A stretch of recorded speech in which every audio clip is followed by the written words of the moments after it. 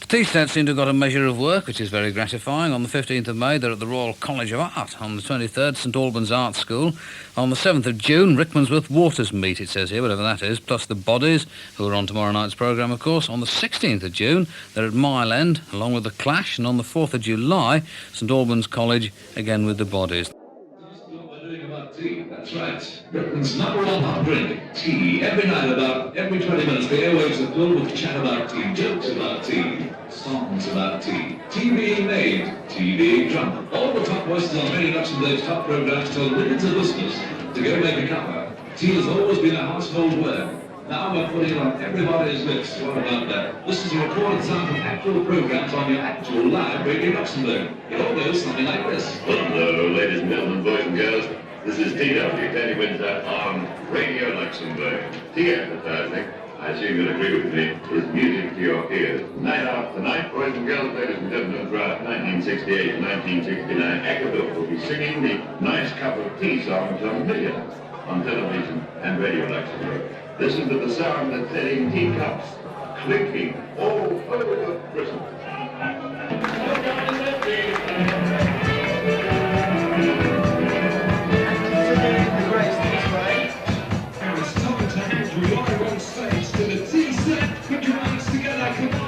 I was never really comfortable about calling myself a singer because I wasn't a singer in the traditional sense. There was also, along with Callie, the image of the band, the propagandists of the band. My role in the band was as a bass player and contributor, simple as that.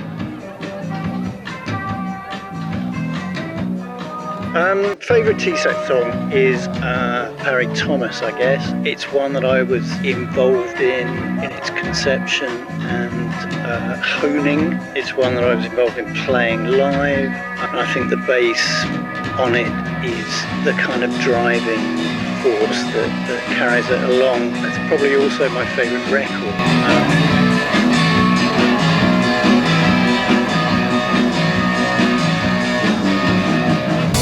26 9-litre, a V12 Liberty.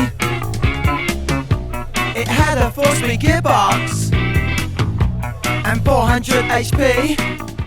I've never really thought about it in terms of joining the synth band music and rock band music together. But I did know that the synths added something in between everything else that was going on. It was a wondrous size. And then the offside drop train broke and took his head off at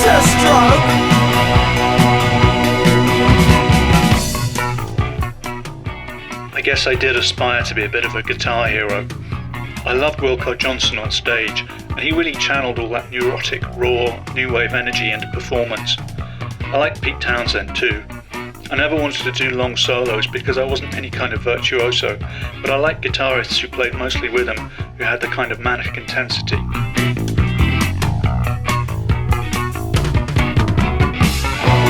and then the offside drop train broke and took his head off at a stroke. After I read about the death of Pete Shelley, I watched a promo video for What Do I Get? It's a really simple but effective video which sends up pop and rock band moves. When it gets to the guitar break, Shelley delivers it totally deadpan, hardly moving and looking bored. I think even then, the heroic rock guitar solo seemed a bit ridiculous, particularly if, like me, you weren't heterosexual. There don't seem to be any gay guitar heroes for role models. And then the offside drop train broke and took his head off at a I really miss playing live now, but I was a bit obsessed with production in the T-set days. When it clicked and we were on stage together, however, it was usually a massive buzz.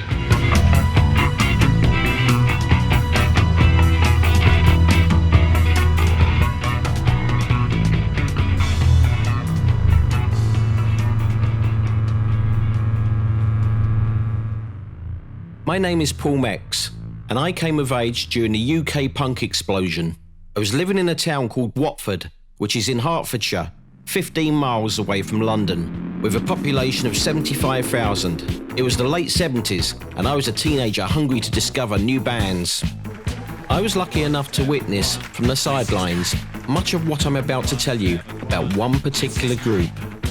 The T-Set were formed in 1978 after the demise of one of Watford's most popular punk bands, The Bears, after singer Mick North and road manager Pete Dallymore were both tragically killed in a motorcycle accident. At first, the band tried to regroup with a new singer, but drummer Callie and bassist Ron West decided it was better to move on from the cliched punk sound and form a new band that had more musical scope. So they formed the Screaming Abdabs, only to find out that that was an early name of British psychedelic legends, Pink Floyd. After mulling over a few other names, they settled on the quintessentially British-sounding name, the T-Set. Not T-Set, as some people refer to them as, only to find out, once again, this was another incantation of what was to become Pink Floyd. Only this time they decided not to fight what seemed to be destiny, and kept the name. They first drafted the talents of keyboard synth maestro Mr. Mark Wilkins to add that new element missing from the previous band as the tool of experimentation, an additional layer to their new musical direction. After they secured Mark's services, they turned to fellow Watford Art School student Nick Egan as frontman, even though he had never sung before, but he had the right look.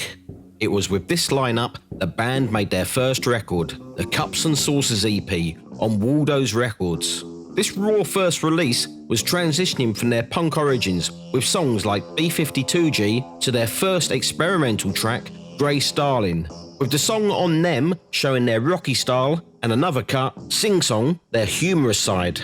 It was well received by the music press and fans and ended up selling out of its first run. Probably the best part of this half an album for a quid was the sleeve itself, a magnificent booklet of random non-connected imagery that was pure art school.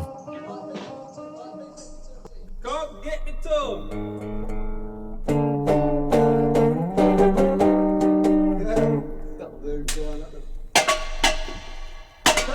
The bunch cowboy. I'm not playing any of your songs, Ron. Is that alright? B-52, J, B-52, J, B-50, B-50, B-52, J. Angelo, Antoy, Barry, Joker, Reggae on Fish Bed, Mickey on Bosman.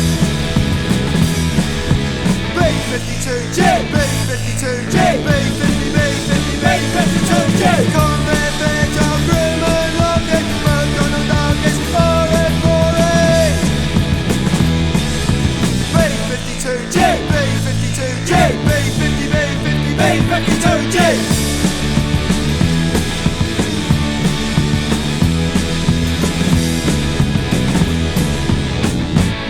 Last time I was here, Lou Reed was standing over there. Still can't give you a bloody talk. Yeah, come on, shoot. Right, that's it, I'm leaving. That's it, I've got it. This was followed by 3 other singles, the biggest of which was Parry Thomas, coupled with Tri-X-Pan, their last Waldo's release. Keep On Running, Big Noise from the Jungle, on Modern Records, was produced by Hugh Cornwell from the Stranglers. And finally, South Pacific with The Preacher on Clive Banks' label, Demon Records. The T-Set sound, I think, goes back to that idea of the collaboration between the different personalities in the band. At the time, I was experimenting with, or it was a time when synthesizers were becoming much more used in popular music, and I was enthralled by the precision that they brought to the music. And I think that had a big influence on me at the time, trying to sort of emulate that very clockwork, rhythmic repetition. And I think that comes across in some of the things, Parry Thomas being an example of that.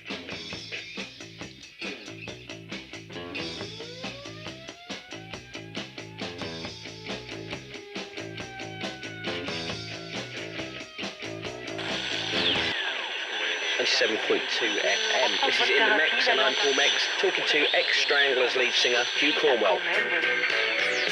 Hugh, can I just play you something quickly and see if you recognise this tune? Sure. Keep on running. Keep on running.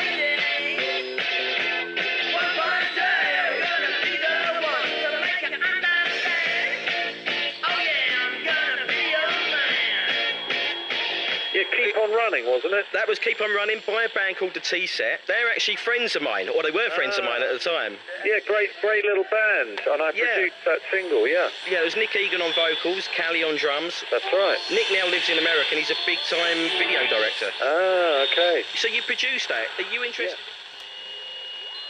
At the BBC for Mark Riley in May of 2007. Next, the band formed in 1978 when members met at Watford Art College. Their first EP, Cups and Saucers, sold out its initial run very quickly. They opened gigs for artists like U2, The Stranglers and The Clash. They are T-Set, live for Beale in March 1980.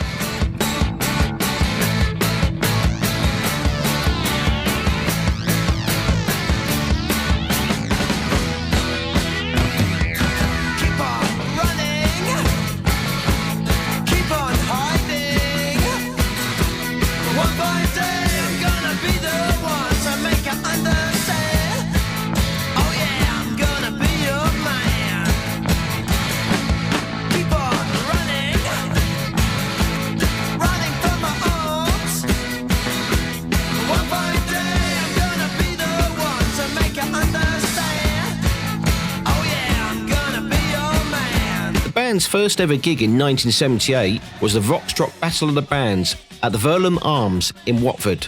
They performed under the name The Third Button on Your Waistcoat Is Undone and predictably came in second to a local heavy metal band. After the Parry Thomas Triaxpan release, bass player Duncan Stringer left, so the band recruited legendary St Albans guitarist Nick Hefner, with Ron moving back to bass.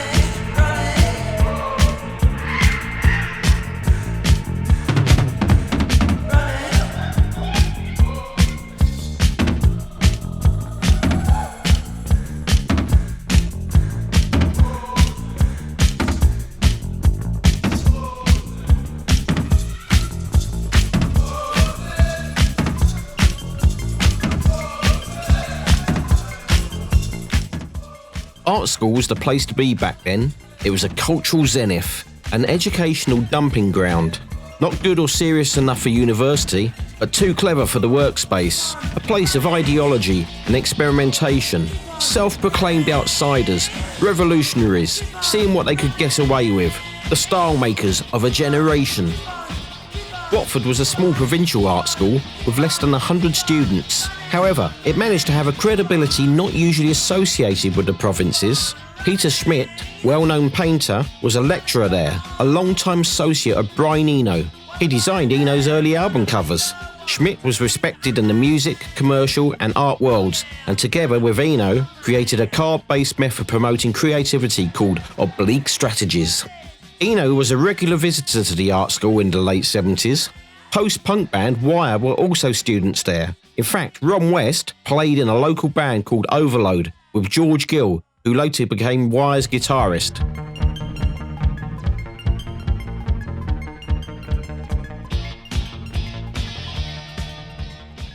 And now, I would like to say, first of all, thanks to Waldo's Records in St. Albans, Hertfordshire, Britain. They sent me a new record by the T-Set. And they had a previous one called Cups and Saucers, which is very good if you happen to be able to find it. They also had a disc by the Bears, Nigel Simpkins and the Bodies, but this is what the T-Set sounds like.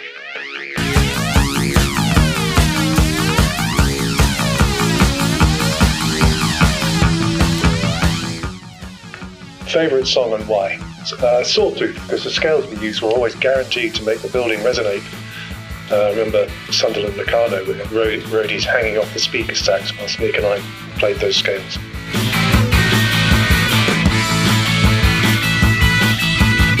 To me, it was all about playing live. I love that side of being in a band, touring and going on stage and the lights coming up and the excitement building and not knowing how it's going to go and the spontaneity of what you're going to do and the reaction of the crowd, good and bad, was always to me the greatest thrill. I found it much more difficult to perform in front of small audiences where the place was half full than I did in front of 2, 3, 4, 5,000 people.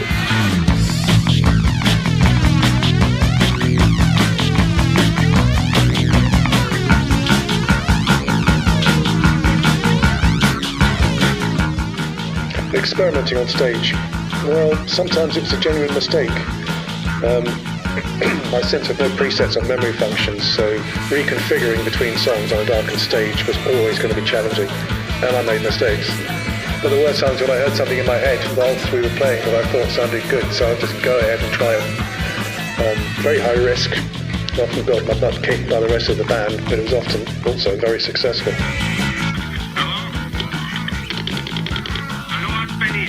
Jimmy here from Abel's Club. You can phone me on 683-44012. I have a bill here from your hotel.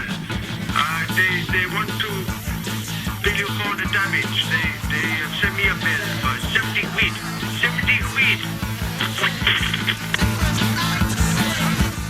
The T-Set were what you would identify as the classic art school band.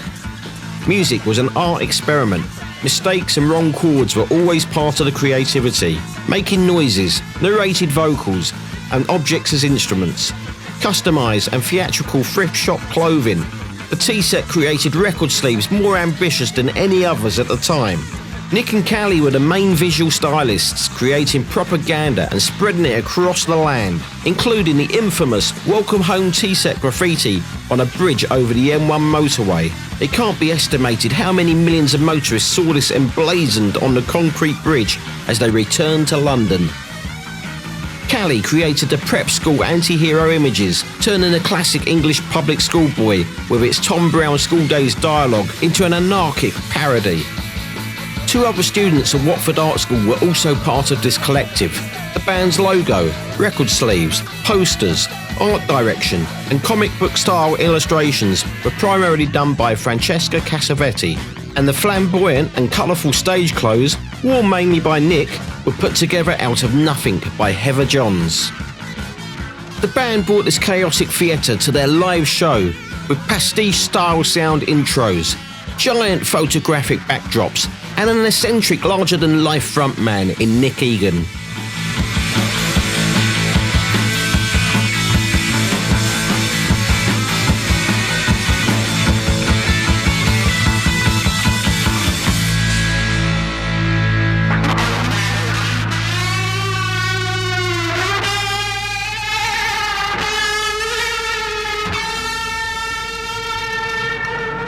That's very good, you know. This is one of those sessions which sounds a lot better the second time around. T-Set, and that's called Sawtooth. Both sessions, incidentally, produced by our very own Bob Serpent.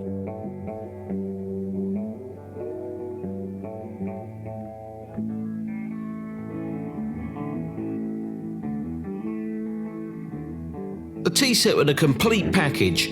Every aspect of their persona was acted out, making them a popular live act.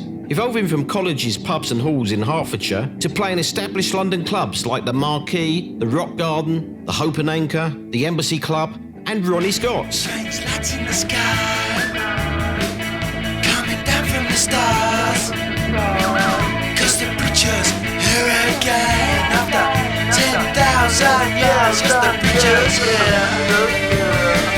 There's nothing to fear, 'cause the preacher's here.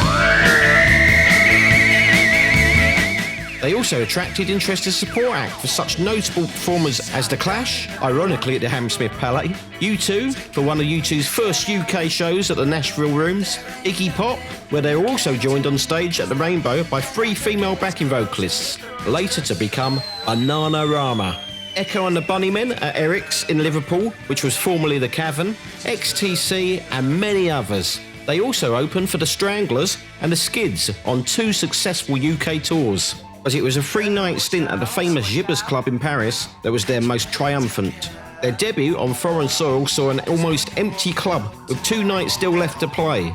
Following a small but enthusiastic article in the French newspaper Libération, the next night the club was full, and the last night they were turning people away from the door.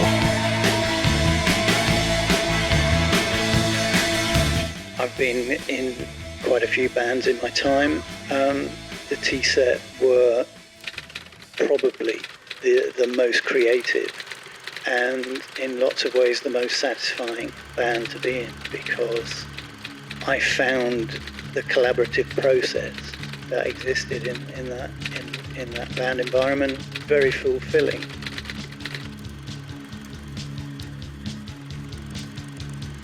I think my guitar sound just evolved.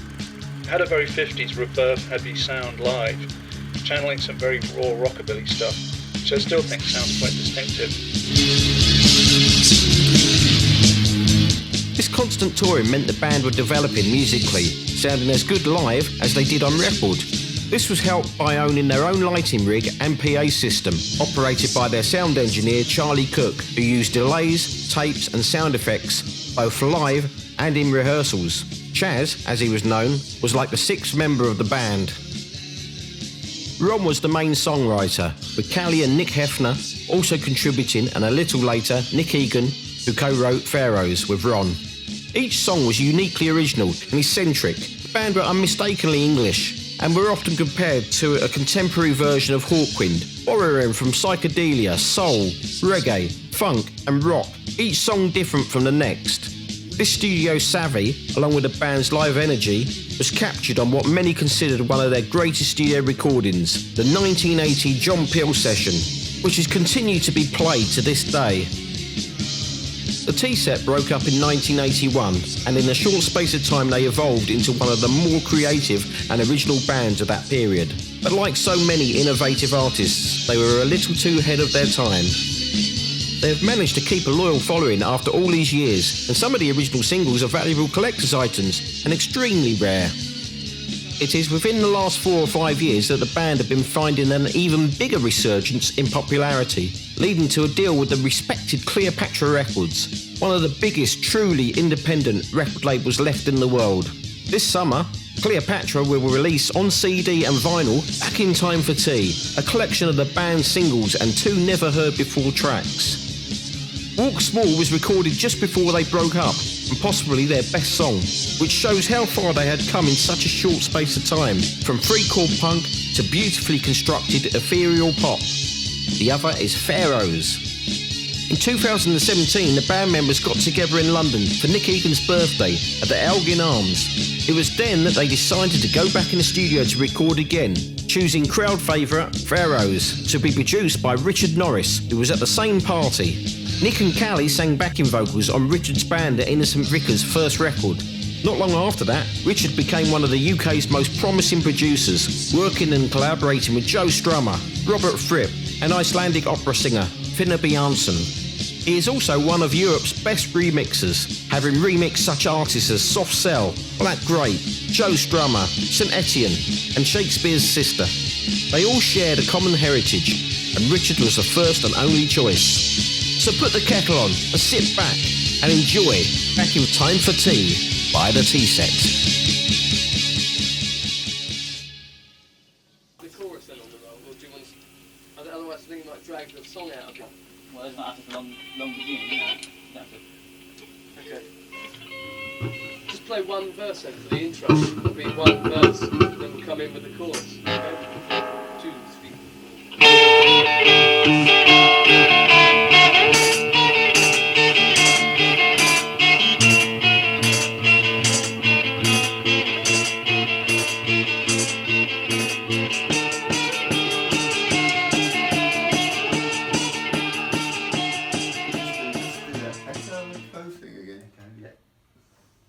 Oh no, I should sing a little bit. Yeah, you should. Yeah, you should do an actual. I'll just play it and. Do you want to count in or? Yep.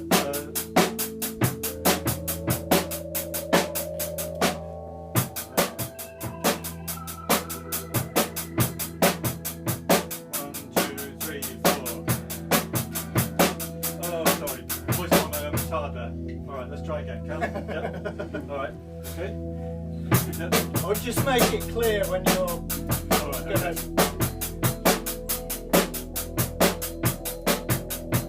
1, 2, 3, 4.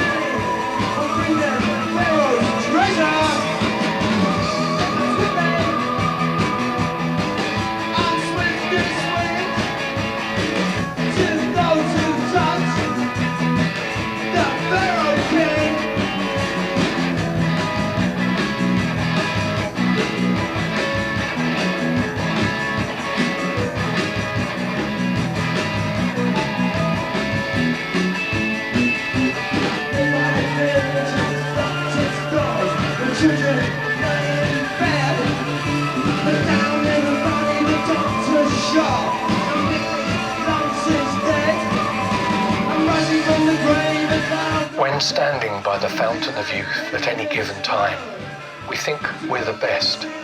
We think we'll be doing what we are doing forever. We never plan for change or upset or failure. Then we take what we learned from the past and apply it to a future we can only predict. And that future often never arrives. The tea set barely needed a compass. The only map we had was a swell map. We knew we had to dress in clothes that were made at home. We knew we had to make our records ourselves and to treat each release as special. We were in touch with all who came to see us, all who bought our records, and for them, we were never out of step. But we did stumble.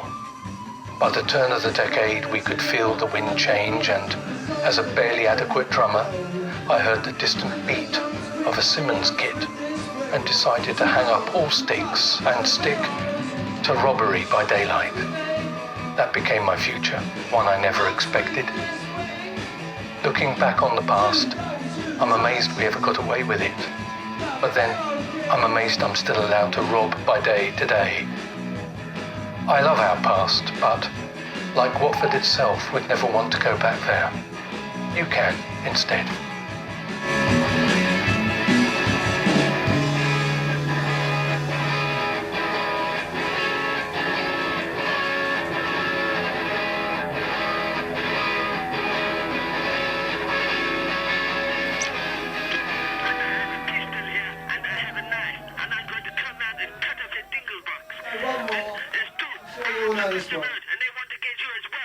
They have 2 guns, 3 guns each, 4 guns. They have England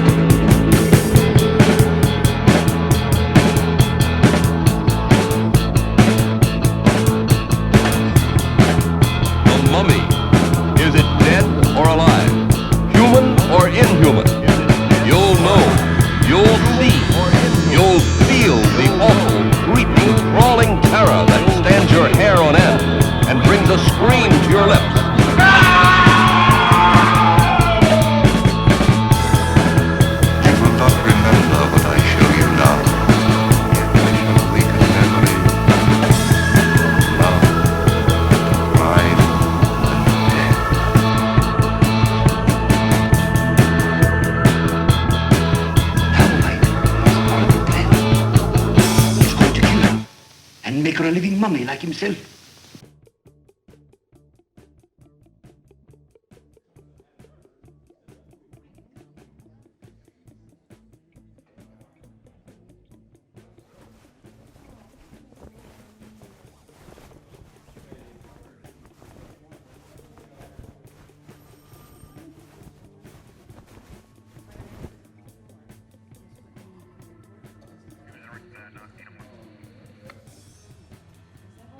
Where you got? No, not yet.